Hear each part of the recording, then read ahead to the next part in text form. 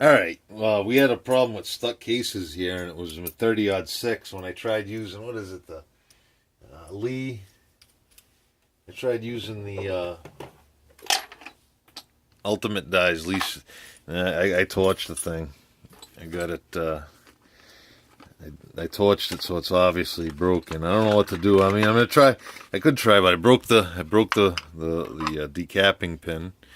I broke the decapping pin, and this thing, I'd beat the living crap out of it to try to get a stuck case out, and it still seems pretty bad in there. But maybe if I get a new die, the set will be fine. It was actually a pretty good set until I got things stuck. So now I got the RCBS dies anyway. We'll put those back in the time for now. I have the RCBS dies anyway, which are pretty good. So we'll chalk them up. I know I want to show you how I lube. I don't know if it's right or wrong, but it seems to work. And make sure you get your decapping jig. And we got it all set up already, I hope. Pretty sure we do. But here's the three different dies. I mean, the three different bullets. I was going to try doing a measurement of them. So I got 223. I got 762 by 54R Russian. 762 by 54R Russian. And I got my 30-06. The only thing I have a die for is, well, I got a 223, but the 30-06. So what I'm going to do is go ahead and take the calipers and try to see how it works. So we're zeroed out. See if we can get that. So what I'm assuming is the wall thickness on the 30-06 is going to be the greatest.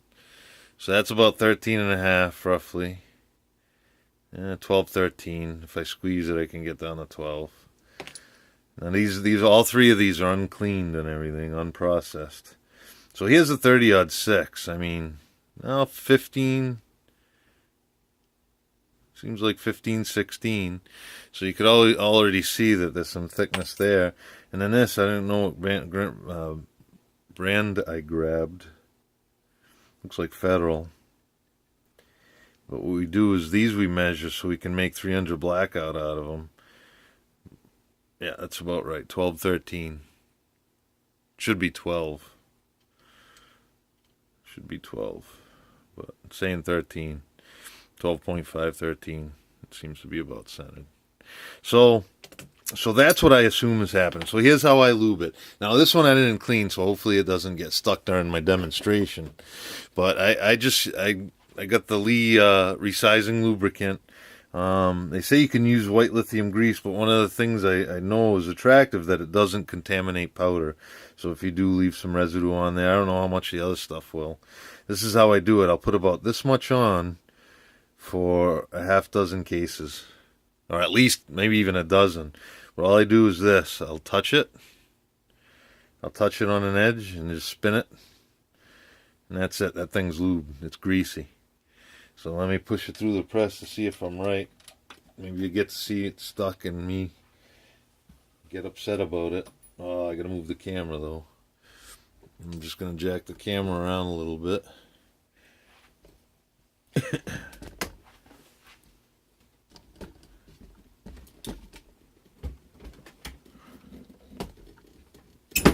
Like butter.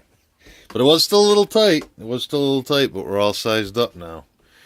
So, that was it. Pop the primer out. Well, I just touched it doing a demonstration, but that's it.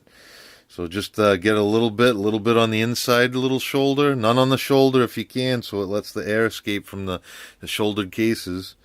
But that one's still a little tight, and I put lube on it. Maybe it needs more, or maybe that was too much.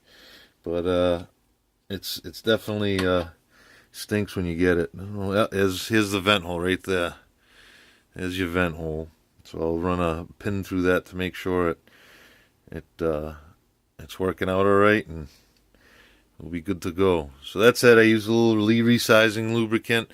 They say white lithium grease after doing a quick web search to see if my information was correct. And that's it. Happy reloading.